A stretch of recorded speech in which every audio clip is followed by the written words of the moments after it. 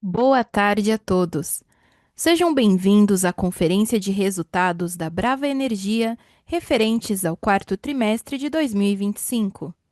A apresentação e os comentários sobre os resultados serão apresentados pelo diretor-presidente Richard Kovacs e pelos demais membros da diretoria estatutária.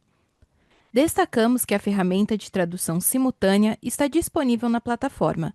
Para acessar, basta clicar no botão Interpretation na parte inferior da tela e escolher o idioma de preferência. Esta conferência está sendo gravada e ficará disponível no site de Relações com Investidores da companhia, ri.bravaenergia.com, assim como a apresentação aqui exposta.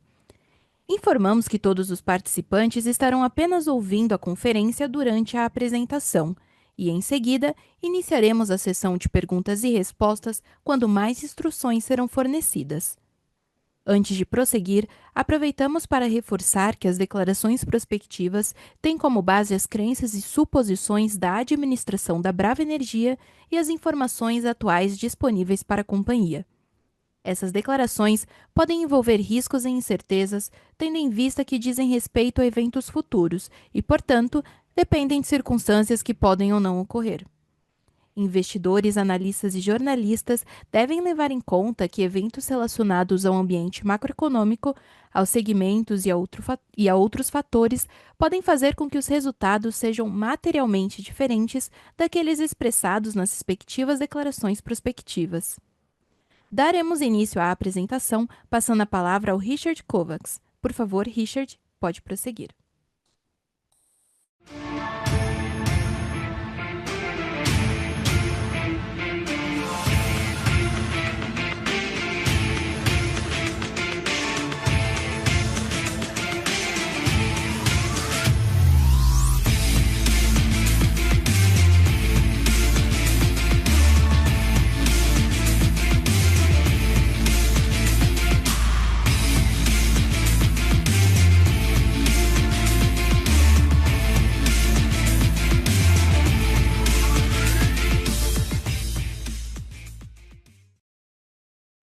Boa tarde, pessoal.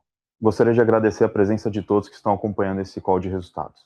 Eu vou iniciar fazendo um breve resumo do meu histórico na companhia e, na sequência, vou destacar os principais resultados do ano de 2025, que foi muito bom para a companhia. A Brava é uma grande plataforma de investimento de óleo e gás.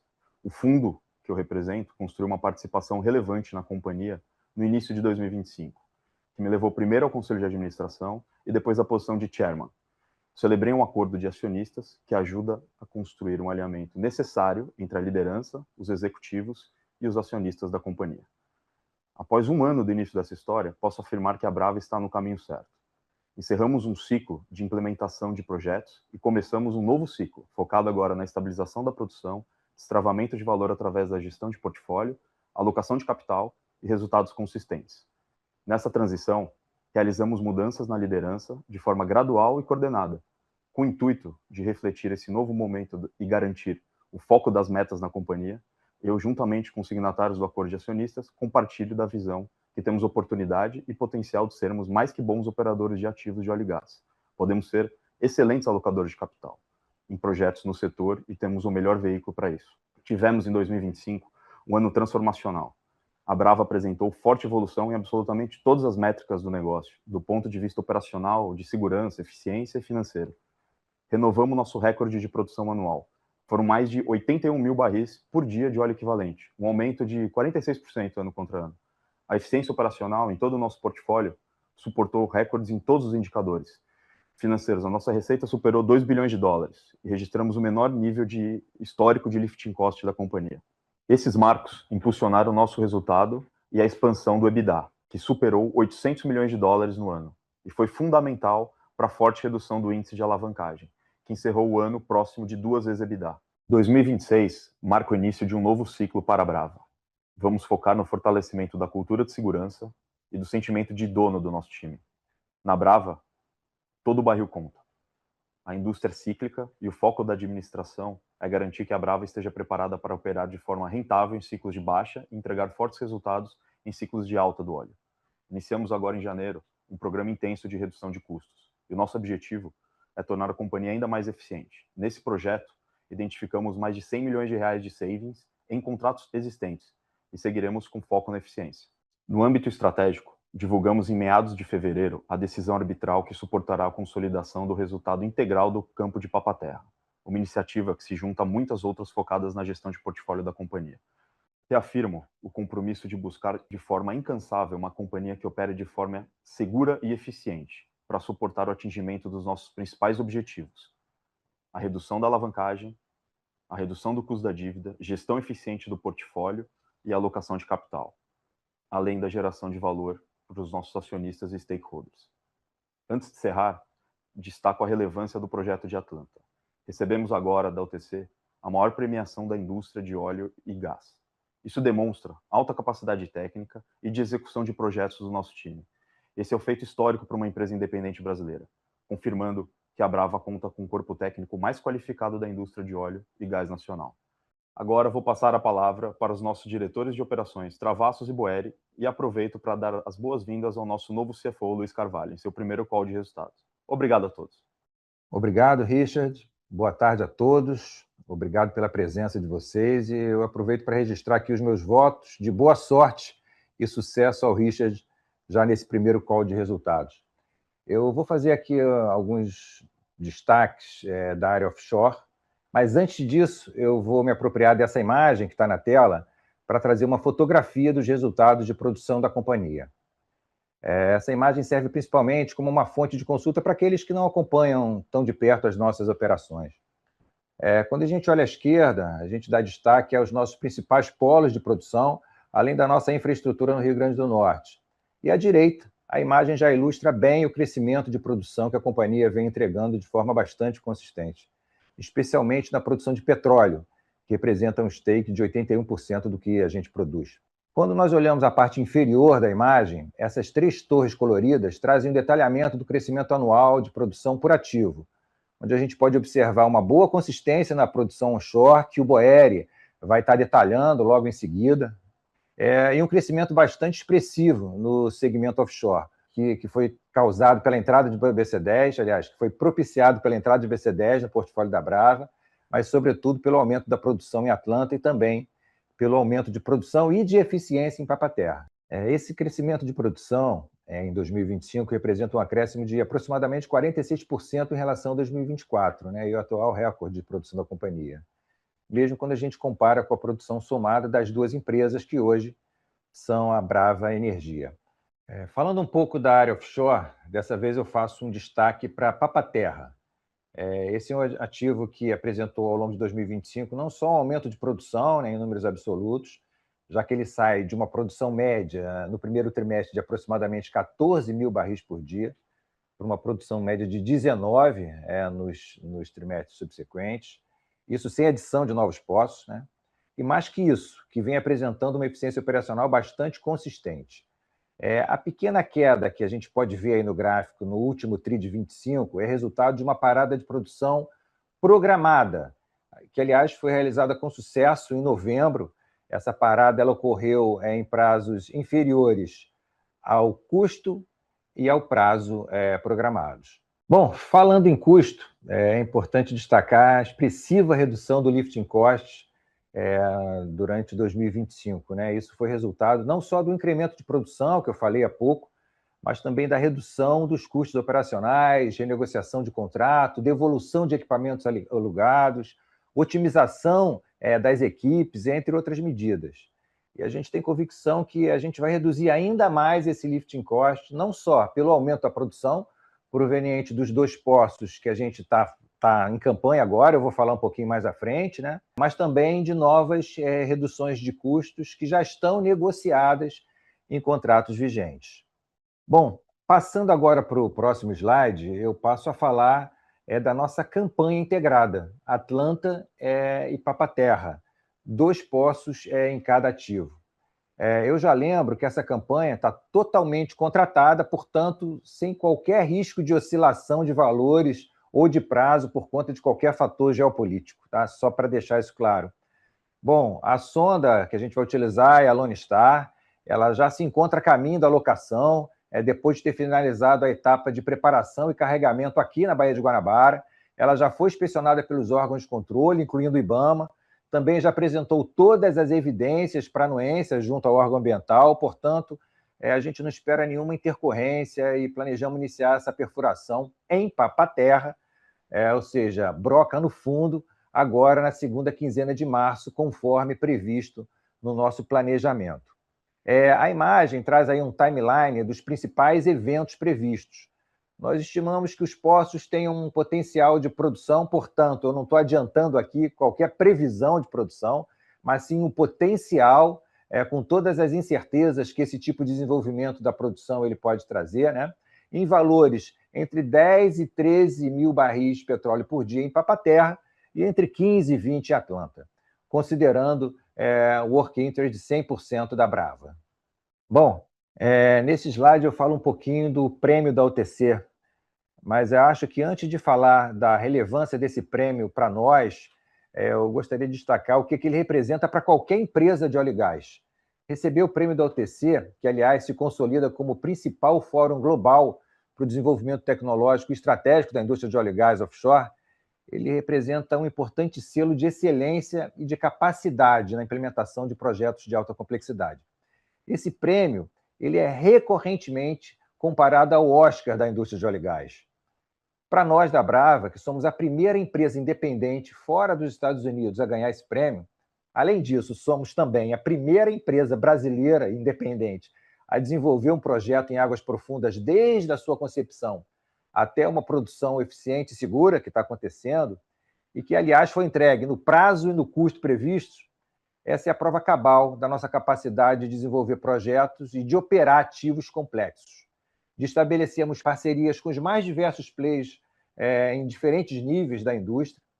Esse reconhecimento global, evidenciado com esse prêmio, é a prova da qualidade técnica do nosso time, da coragem dos nossos acionistas e na confiança dos nossos parceiros e também dos nossos fornecedores. Em nome da Brava Energia, eu registro aqui o meu agradecimento a todas essas pessoas. Bom, com isso eu passo aí a palavra para o Jorge Boeri, que vai falar da área onshore. Muito obrigado. Obrigado, Travassos. Bom, depois de encerrar o terceiro trimestre com uma produção de 35.000 barriles de óleo equivalente por dia, o maior nível da história do onshore da Brava, no quarto trimestre registramos uma redução para 30.000 barriles de óleo equivalente por dia. Quero reforçar que essa variação decorre exclusivamente da interdição de determinadas instalações no Polo Potiguar acontecidas no outubro do ano passado. Trata-se de um evento pontual, sem relação com a qualidade dos ativos ou com o desempenho do reservatório. Desde então, nossa atuação tem sido focada na retomada segura das operações. Já restabelecimos o 100% das estações de testes e avançamos na reativação das instalações com produção parada e dos geradores de vapor. Nos campos de óleo pesado, a injeção de vapor é fundamental para sustentar os volúmenes. Sua interrupção impacta na produção no curto prazo, mas não altera o potencial do reservatório. A experiência do ano 2023, quando também enfrentamos uma interrupção temporária da injeção, demonstrou que, uma vez normalizada a injeção de vapor, os volúmenes tendem-se a recuperar de forma consistente. Isso reforça nossa confiança na retomada. É importante contextualizar este desempenho dentro de nossa estratégia de forte disciplina de capital. Lembrar que desde junho do ano passado não estamos realizando atividade de perfuração e mantemos um nível mínimo de workover.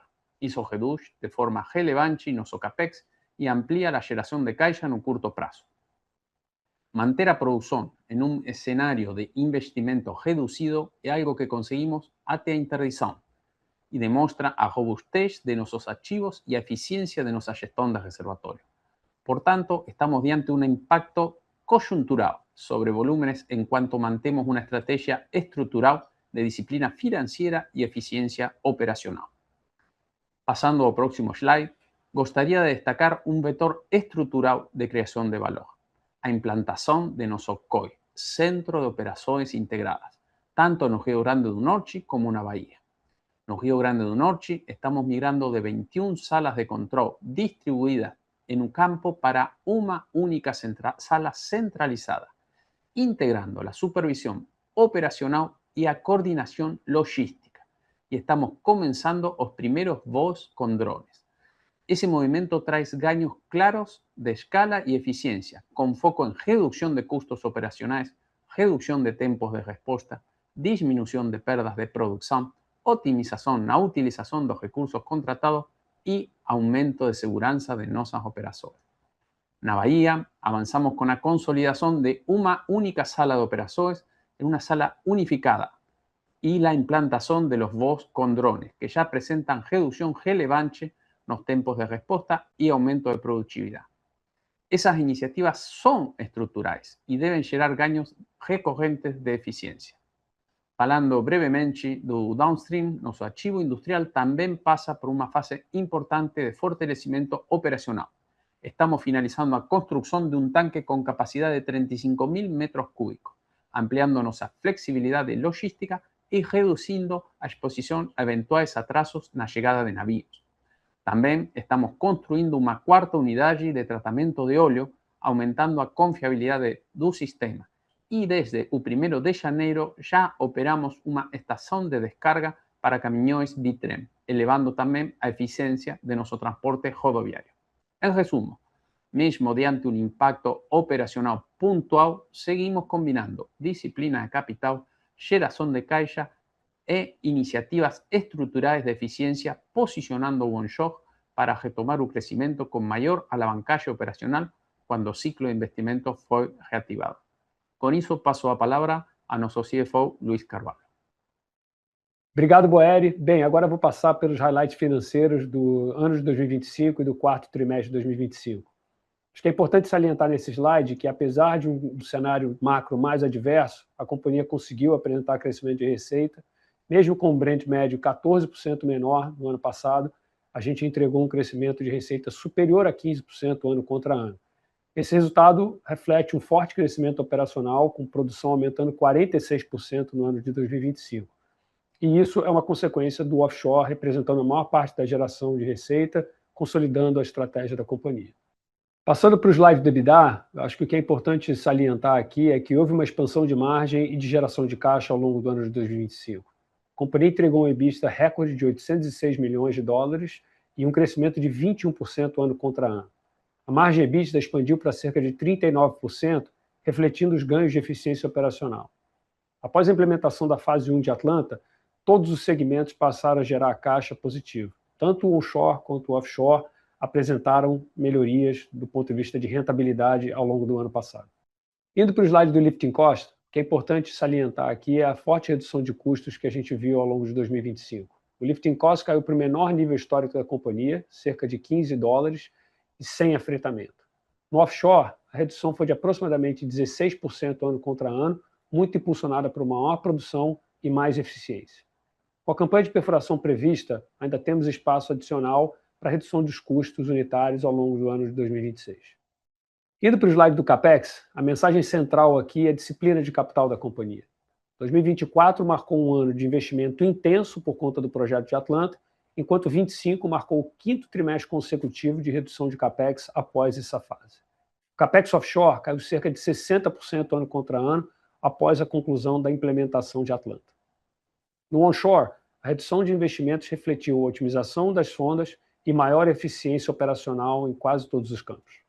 No próximo slide, e esse talvez seja o mais importante da parte financeira, é muito importante ressaltar aqui a desalavancagem consistente que a gente viu ao longo do ano de 2025.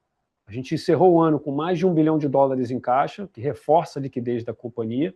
A alavancagem caiu de 3,4 vezes para cerca de 2,1 vezes ao longo de 2025, o que mostra clara trajetória de desalavancagem da companhia.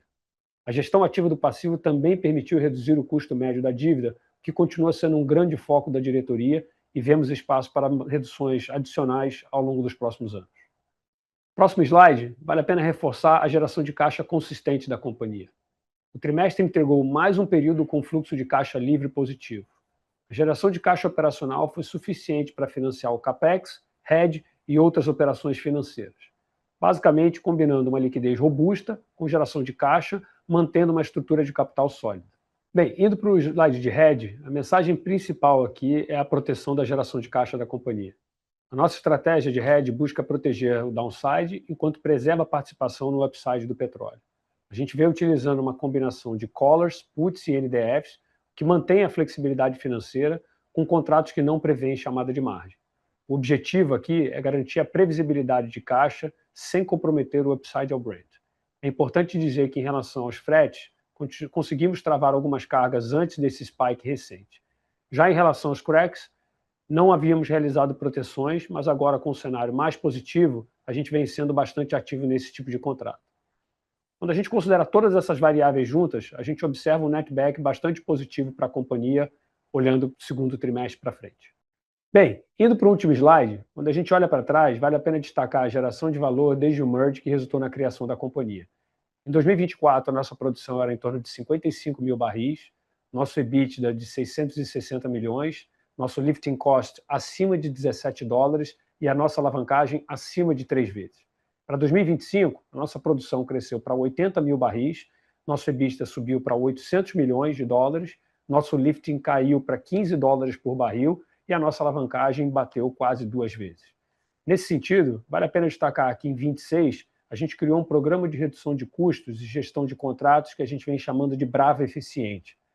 Até agora, a gente mapeou 150 milhões de reais em redução de custos, com 50% desse montante já realizado. Desse total, 90 milhões estão focados em contratos e outros 60 milhões em outras iniciativas. Quando a gente olha agora para frente, o nosso foco continua basicamente em 4 pontos. Primeiro, a estabilidade da produção com segurança das nossas operações. Segundo, geração de caixa com redução adicional da nossa alavancagem, o que vai permitir uma transferência de valor de dívida para o equity. Terceiro, execução da campanha de perfuração de Papa-Terra e Atlanta on time e on budget. E, por fim, manter uma gestão ativa do nosso portfólio com foco em destravar valor para os nossos acionistas. Acho que depois disso, a gente pode passar para o Q&A. Iniciaremos agora a sessão de perguntas e respostas. Para fazer perguntas, por favor, clique em levantar a mão.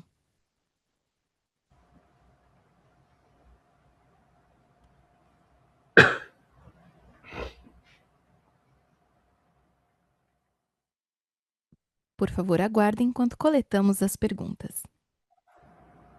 A nossa primeira pergunta vem do senhor Tasso Vasconcelos, do UBS. Por favor, pode prosseguir. Oi, boa tarde. Obrigado por pegar minhas perguntas. Richard, Luiz, acho que a gente até tinha falado antes, mas aproveito aqui para reforçar o desejo de boa sorte aí nos novos desafios. Se eu puder fazer 2 perguntas aqui do meu lado, uma primeira em dividendos. Quando a gente olha o balanço de vocês agora do quarto tri, parece que vocês anunciaram um dividendo mínimo ali na casa de 50 milhões de reais, né? Então, eu queria entender um pouquinho como que foi feito o ajuste na base de lucro para o cálculo desse dividendo, entender como que estão as discussões internas para esses dividendos daqui em diante e talvez o principal ponto aqui é entender se não faria sentido eventualmente até zerar esse dividendo mínimo no estatuto de vocês para a companhia continuar focada nesse processo de desalavancagem. Eventualmente a gente não está tendo essa discussão agora. Um segundo ponto aqui, uma segunda pergunta, aproveitando esse anúncio aí de agora há pouco sobre a taxação de petróleo, já dá para ter uma expectativa do potencial impacto para a Brava? Quantos % da produção vocês têm exportado hoje? E se eventualmente esses hedges que vocês têm feito, se isso poderia, de certa forma, aqui, impactarem vocês negativamente em dobro, né? Vocês tomam algum tipo de cap no upside do Brent, eventualmente tem algum impacto também com essa taxa de exportação? Pegar um feedback mais geral de vocês. Obrigado. Obrigado, Tasso. O Luiz vai responder as perguntas. Obrigado, Tasso. Sobre dividendos, começando, a companhia tem uma política, né, que a gente segue aqui, o dividendo obrigatório mínimo de 25%.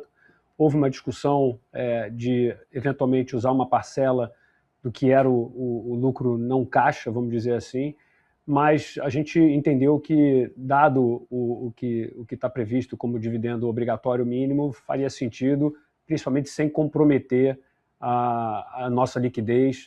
A gente tem hoje mais de $1 bilhão em caixa na companhia, 50 milhões de dólares não é uma quantia relevante nesse contexto, então o Conselho achou por bem distribuir esse montante. Olhando para frente, acho que é uma discussão que a gente vai acabar tendo no momento adequado, como você bem colocou, no momento que a companhia atingir a sua alavancagem abaixo de 1,5 vezes, talvez, haver a discussão de eventualmente mudar ou não o que está previsto no estatuto, tá? Mas não há essa discussão no momento. No momento a gente decidiu pagar o dividendo mínimo, tá? Segunda pergunta foi sobre a taxação, né? Essa, obviamente, é uma notícia muito recente. O nosso time tributário está se debruçando aqui para calcular e ver todos os impactos aqui para a companhia. O que dá para dizer é que em 2025, aproximadamente 30% da nossa receita foi para exportação. E do ponto de vista de portfólio, eu acho que a beleza do portfólio aqui da Brava é que justamente a gente tem um portfólio mais verticalizado, mais integrado, e isso de alguma maneira nos protege contra eventualmente essa medida, né? Então a gente está relativamente confortável aqui em relação a todas essas mudanças que foram anunciadas hoje, mas de novo muito recente para a gente entender aqui quais são as implicações que vão ter para a companhia. E, por fim, acho que você falou um pouco de hedge, a gente vai comentar isso talvez em outra pergunta aqui, mas, basicamente, a gente tem aqui uma política, vamos dizer assim, de proteger a geração de caixa da companhia no ano de 26, onde a gente tem uma concentração do investimento por conta da campanha de perfuração em Papa-Terra e Atlanta. E, nesse sentido, a gente também tinha, até 2 semanas atrás, 10 de 10 analistas, né, tinham uma visão de que o petróleo ia para $50 ou patamares mais desafiadores. Então, a companhia decidiu, de alguma maneira, proteger uma parte não relevante, vamos dizer assim, da nossa produção para garantir uma geração de caixa. Acho que vale a pena mencionar aqui sobre hedge, que primeiro não há nenhum tipo de contrato que tenha previsto chamada de margem. Segundo, a curva que a gente usa do ponto de vista, né, para definir os limites, ela é relativamente conservadora, para não dizer bastante conservadora. A gente usa a curva PDP, então a gente tem uma porção significativa da nossa produção ainda exposta ao petróleo, né, de curto prazo, né, ao petróleo de tela, né? E, por fim, há uma perspectiva, obviamente, da gente capturar, vamos dizer assim, parte desses upsides. Para fechar essa pergunta do hedge, o que a gente apresentou, né, no slide, na apresentação e no nosso release, a gente está discutindo o hedge de Brent, né? Tem que levar em consideração que há outras parcelas bastante relevantes na composição do preço final. E aí, nesse contexto, a gente fez uma boa proteção no que tange ao frete, praticamente para as próximas 3, 4 cargas. Então, a gente pegou, vamos dizer assim, um preço de frete antes do spike que a gente viu agora mais recentemente. E do ponto de vista do crack spread, que é a diferença, né, do nosso produto, né, para o Brent, a gente não tinha travado nada e a gente está conseguindo capturar esses melhores spreads que a gente está vendo. No trimestre passado a gente viu Brent menos 10, menos 11, por conta de todo um contexto geopolítico, e agora, né, nessa última carga, por exemplo, a gente viu Brent positivo. Então, isso tudo é só para dizer que quando a gente fala do hedge, vis-a-vis o que a gente tem visto, né, de frete, crack e Brent, o netback é positivo para a Brava nesse contexto. Obrigado. Super claro, obrigado. Nossa próxima pergunta vem do senhor Bruno Montanari, do Morgan Stanley. Por favor, pode prosseguir. Boa tarde, time Brava, obrigado por pegar minhas perguntas. Tem um follow-up, 2 perguntas. Só voltando um pouco na questão do hedge, se você puder confirmar quanto que está protegido no primeiro e no segundo trimestre, e se com a atual situação no mercado, vocês estão deixando de rolar os 12 meses e deixando uma parte talvez maior da curva longa desprotegida, tendo em consideração o cenário atual. Primeira pergunta sobre geração de caixa, né, foi super forte no trimestre, só com um bom componente na nossa análise aqui, vindo de uma liberação forte de capital de giro. Então, queria entender o que vocês estão olhando para a geração de caixa em 26 e se esse capital de giro, de certa maneira, pode ser compensado agora, ou no primeiro, ou no segundo trimestre do ano. E a segunda pergunta é sobre reciclagem de portfólio, como que andam as análises e as discussões dentro do conselho, dentro do management, em relação a potenciais movimentos aí de compra e venda de ativos. Muito obrigado. Obrigado, Bruno. Eu vou pegar as duas primeiras aqui, que tangem mais a parte financeira, e deixo para o Richard comentar um pouco sobre a parte de portfólio, apesar do M&A estar aqui comigo. Mas, voltando no teu questionamento sobre hedge, a gente tem hoje, para o primeiro TRI, aproximadamente 80% da curva PDP hedgeada, tá, a um Brent de $64, $65. E, de novo, lembrando que tem o componente do frete, o componente do crack. Para frente, a nossa política ela é uma política forward 18 meses, onde a cada trimestre a gente vai tendo um limite, tanto inferior quanto superior, para a gente poder trabalhar nesse travamento. Acho que é importante aqui ressaltar que não há aqui um objetivo de tomar risco direcional em relação ao hedge. Hedge é uma ferramenta que a companhia vem fazendo uso para proteger parte da geração de caixa num ano que até pouco tempo atrás era um ano que indicava petróleos, né, cenários de petróleo mais desafiadores, com, eventualmente, uma concentração do nosso CAPEX em função da campanha que a gente tem em Atlanta e em Papa-Terra. Tá? Então, basicamente aqui, para frente, que foi a segunda parte da sua pergunta, a gente tem analisado, não só para o final do ano, como para o ano que vem. Essas curvas estão extremamente voláteis, né? A gente viu, obviamente, uma volatilidade maior nas curvas, né, nos contratos mais de curto prazo, né? A gente viu essa semana a maior volatilidade intraday do Brent, né, histórica. Então é muito difícil capturar, obviamente, essa volatilidade de curto prazo, mas no longo prazo a gente tem sido bastante ativo, a gente tem discutido, obviamente, esse tema diariamente aqui na companhia para ver que tipo de proteção a gente quer colocar, obviamente, no nosso contexto. O que vale a pena aqui é que essa política de hedge é uma política viva, onde a gente analisa, obviamente, tanto as condições macroeconômicas quanto a condição de balanço da companhia, onde a gente vai evoluindo, vamos dizer assim, e fazendo os ajustes quando necessário. Tá? Em relação à segunda pergunta, de fato, acho que esse foi o quarto ou quinto trimestre consecutivo de geração de caixa da companhia. Isso mostra que em 2024 a companhia teve um desembolso, um investimento, uma fase de investimento muito intensa, por conta, obviamente, do projeto de Atlanta. 25 foi um ano de certa normalização nesse CAPEX, então a gente viu o CAPEX voltando para níveis um pouco ou bastante inferiores, né?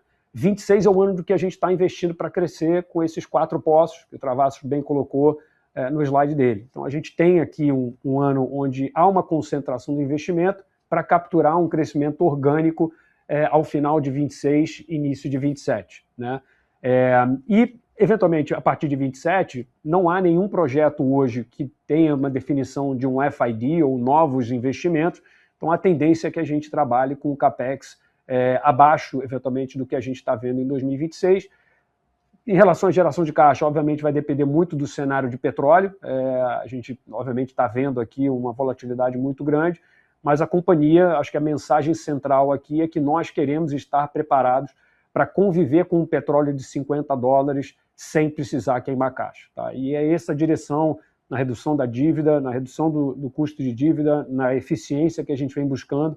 Então, a direção aqui é justamente conseguir equilibrar a companhia com o petróleo de $50, e se a gente ou conviver com o petróleo acima disso, a companhia vai estar muito bem posicionada para capturar esses retornos, e aí, voltando na pergunta anterior, eventualmente pensar em dividendo, né, recompra, acho que esse é um passo posterior. Mas, Richard, sobre portfólio. Não, com relação à gestão de portfólio, Bruno, obrigado pela pergunta. Sem querer entrar muito no detalhe de M&A e tal, porque isso acaba atrapalhando mais do que ajudando as transações, gestão de portfólio na indústria de óleo e gás deveria ser uma coisa rotineira, normal, natural. A gente não deveria ter nenhum tipo de dogma. Então, o que a gente quer, no final das contas, é diminuir a dependência de determinados ativos e focar nos ativos que têm um retorno maior para a gente, para a companhia. No final das contas, é isso. Tá claro, muito obrigado. Nossa próxima pergunta vem do senhor Gabriel Barra, do Citi. Por favor, pode prosseguir. Olá, pessoal. Obrigado por pegar minhas perguntas. Tenho duas perguntas do meu lado aqui. Acho que a primeira tiveram alguns avanços recentemente sobre o processo de arbitragem, em Papaterra. Eu queria ouvir um pouco de vocês sobre quais são agora os próximos passos, o que a gente deveria esperar aqui como os próximos desdobramentos aqui da discussão da arbitragem. Segundo ponto, acho que até voltando na primeira pergunta, acho que essa discussão sobre o imposto de exportação é super importante, né? Eu lembro lá, voltando em 23 ali, acho que teve uma discussão muito importante para o setor com relação à insegurança jurídica do Brasil, como investimento, e, de certa forma, quando a gente olha no caso de vocês especificamente, uma empresa que se rediou, tentou se preparar, e nesse momento você acaba tendo esse impacto quase que duplamente negativo, né? Acho que como foi falado na primeira pergunta. Então, dentro desse ponto, não sei se o Luiz ou o Richard talvez pudesse discutir um pouco mais isso, entender um pouco, e primeiro em relação à política de hedge, né? Dado a política de hedge de vocês, que vocês acabam travando talvez o seu cap de certa forma, talvez repensar e talvez só travar o floor. Eu acho que eu sei que é cedo para discutir isso, mas eu queria ouvir um pouco de vocês sobre isso, se talvez às vezes pensar em uma forma diferente aqui de hedge para frente para a companhia, dado esse cenário de certeza quando o preço sobe muito e dado a questão da tarifa de exportação. E segundo, qual que é a capacidade de vocês de gerenciar talvez essa questão da exportação, talvez postergar a exportação um pouco mais, esperar um pouco mais para ver o que vai acontecer com a guerra nesse cenário, ou até reverter mais carga aqui para o mercado doméstico, só para entender um pouco mais a flexibilidade de vocês em relação à questão da exportação. Então, são esses dois pontos sobre política de hedge, exportação e sobre Papaterra. Obrigado. Obrigado, Gabriel. Com relação ao Papaterra, eu acho que a arbitragem está indo num curso bom para a gente, como foi divulgado.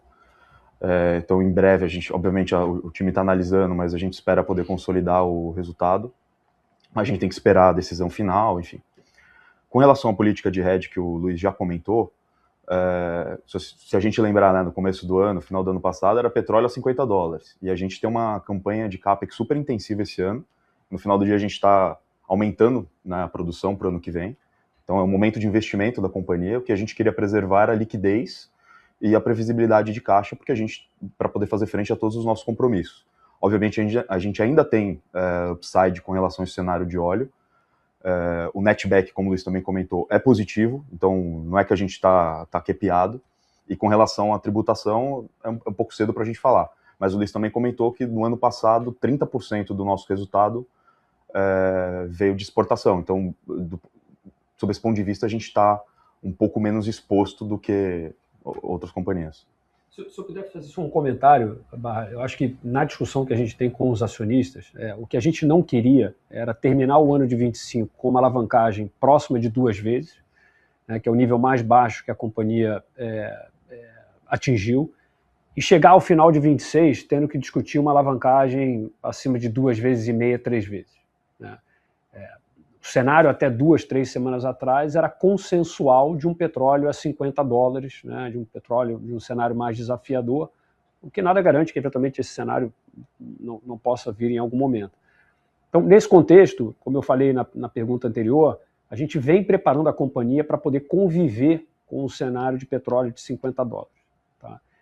Dito isso, a gente tem trabalhado estruturas que protejam uma parte da nossa geração de caixa para fazer frente ao investimento que a gente tem ao longo de 26, sem deixar de capturar upside. Tá? Então, a gente tem travado algumas estruturas via Zero Cost Collar, via put seca, via NDFs, justamente para não capear uma parte relevante da nossa produção. Como eu falei, o volume que a gente tem redeado aqui é um volume bastante conservador em relação ao que poderia ser. A gente tem, né, uma gestão de risco bastante ativa, vamos dizer assim, para que a gente capture, vamos dizer assim, esses upsides também, sem comprometer, obviamente, de novo, a alavancagem da companhia num cenário que até pouco tempo atrás se demonstrava bastante adverso.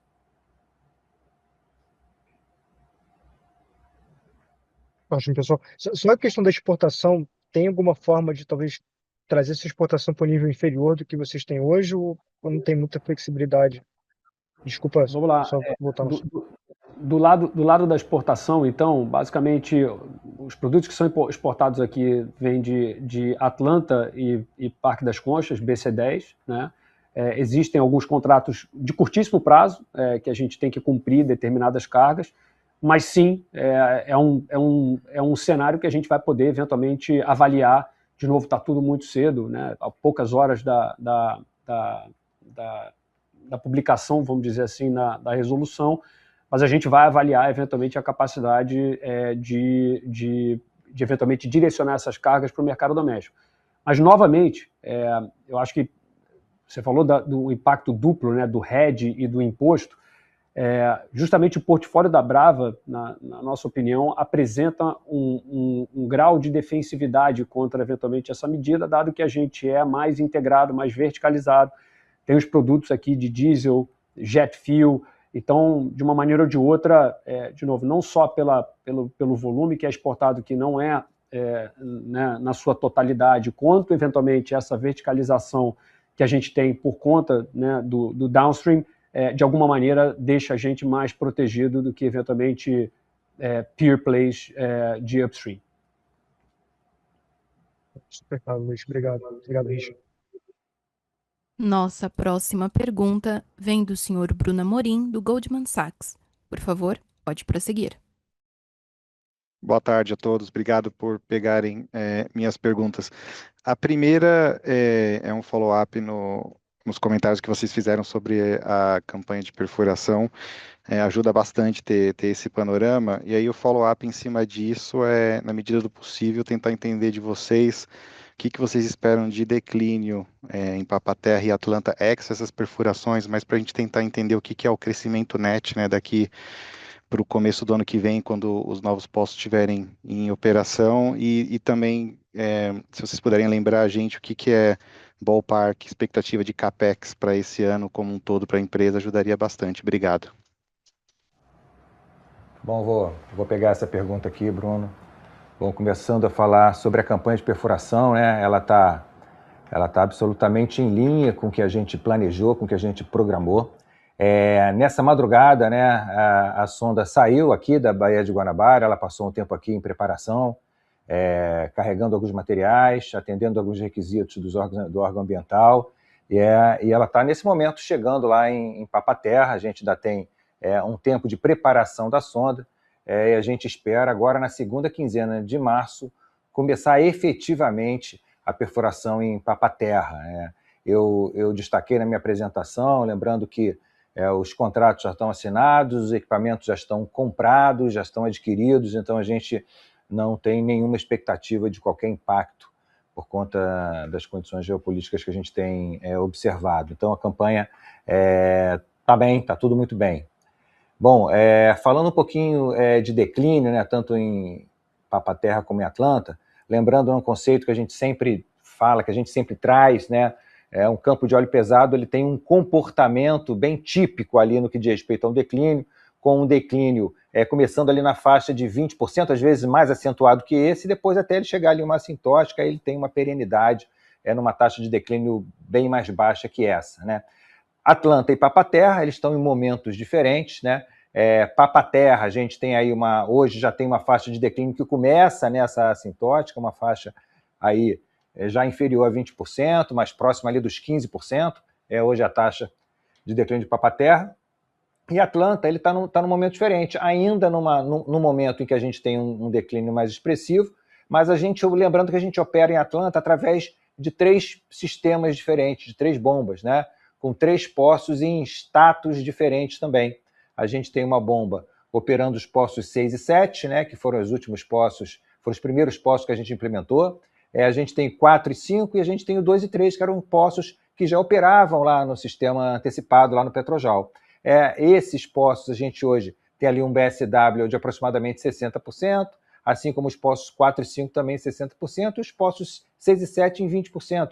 Esse BSW ele é determinante na definição desse declínio. Conforme esse BSW vai aumentando, né, a gente vai ajustando, portanto, essa taxa de declínio. Então, é o que a gente tem nesses 2 principais ativos.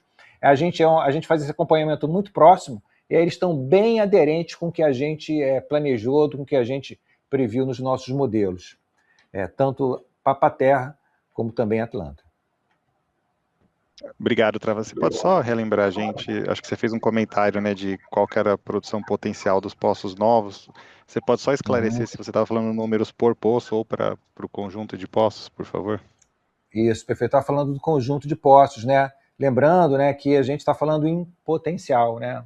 Esses projetos aí não é uma especificidade de Atlanta ou de Papa-Terra, né? Todo projeto de desenvolvimento de produção, ele é pautado em estimativas que a gente vai lá, tem uma equipe assim bastante experiente, bastante competente, faz as suas estimativas, né? Por isso, né, os números que eu trouxe ali, algo em torno entre 11 e 14 ali em Papa-Terra, nessa ordem de grandeza, né? Em Atlanta um pouco mais de 15 a 20 mil barris, se referem aos dois poços, tá? Em conjunto, tanto Atlanta como também Papa-Terra. E outro ponto importante, né? Com working interest de 100% Brava, tá? Esses números representam o que a gente vai produzir efetivamente lá nas unidades. Perfeito. E por fim, só o CAPEX que vocês esperam para esse ano, por favor, para a empresa como um todo? CAPEX eu vou ser um pouquinho mais cuidadoso, Bruno, por uma questão de guidance, mas eu vou te trazer aqui alguns números para também não te deixar assim sem resposta, né? Eu vou falar assim, a gente tem o CAPEX de crescimento, que é grande parte do CAPEX que a gente vai estar exercendo esse ano, né? E a gente tem uma parte do CAPEX que é o CAPEX de recuperação de integridade, né? Em 2025 a gente teve um CAPEX na ordem de 500 milhões de dólares. Esse CAPEX esse ano ele está pouca coisa maior, mas é um CAPEX crescimento, como eu disse, né? Nessa ordem de grandeza. Apesar da campanha de Papa-Terra ela ser antes da campanha de Atlanta, o CAPEX em Atlanta esse ano é um pouquinho maior do que em Papa-Terra, porque em Atlanta a gente está adquirindo equipamentos novos, e em Papa-Terra a gente tem uma grande quantidade de equipamentos que a gente está aproveitando. Então, o CAPEX em Papa-Terra, por esse ano, ele é basicamente ali a campanha de perfuração, né, a locação da sonda. Obrigado, boa tarde. Nossa próxima pergunta vem do senhor Regis Cardoso, da XP. Por favor, pode prosseguir. Oi, pessoal. Boa tarde, obrigado pelo espaço aqui para fazer perguntas. Se a gente puder, talvez, pegar com vocês uma atualização para o plano de investimentos, e aí acho que de dois aspectos aqui, tanto da campanha de perfuração, mas eu estou pensando mais no 2027 até, né? Porque tem lá uma redução relevante de CAPEX para 27, que eu entendo vocês têm que fazer uma contratação que talvez fosse hoje, já é mais para a segunda metade de 27 do que para a primeira. Queria saber como maturou no tempo, né, a expectativa de investimento, olhando talvez já um pouco mais de um ano à frente. E aí, no tema lá dos heads, uma segunda pergunta, se puder talvez exemplificar melhor lá a questão das chamadas de margem. Acho que o Luiz comentou em algum momento que os contratos eram feitos de sorte, que vocês não tivessem chamada de margem, né? Mas que eu entendo que geralmente é uma coisa usual nesses contratos, e talvez pensar, vocês comentaram que as vendas no mercado doméstico não são impactadas, né? Eu entendo que vocês vendem parte do petróleo como bunker, e aí eu só queria confirmar que isso é de fato uma venda doméstica, e aí, quer dizer, estou entendendo que isso aqui seria uma proteção importante, né, sobre esse anúncio de hoje aqui. Obrigado. Tá bom. Você quer falar? Eu posso falar do... Então, vamos lá. Começando pelo CAPEX de 27, Regis.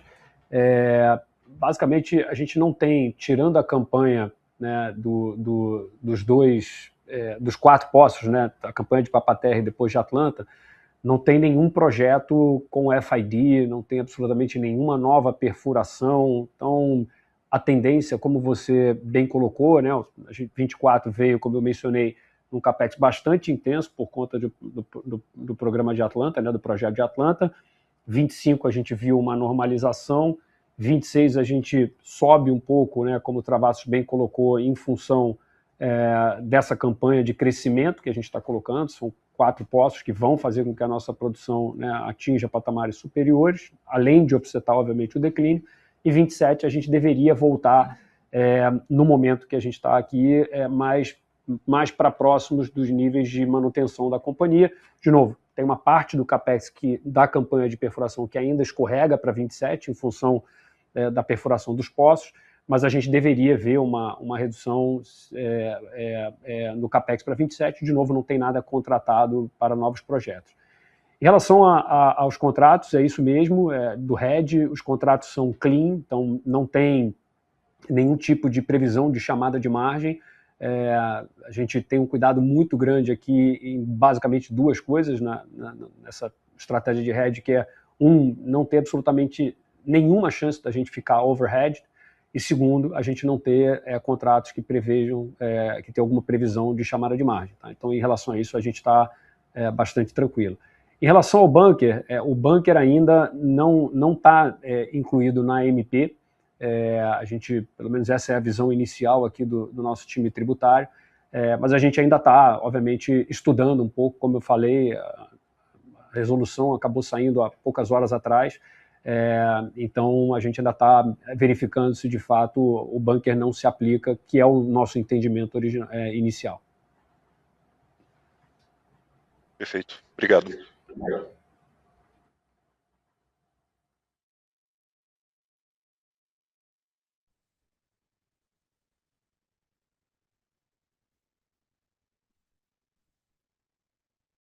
Gostaria de agradecer a presença de todos.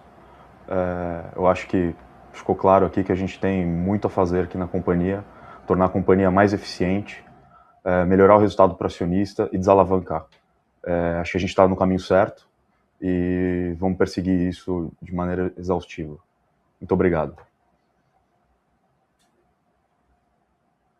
A conferência está encerrada. Agradecemos a participação de todos e tenham um bom dia.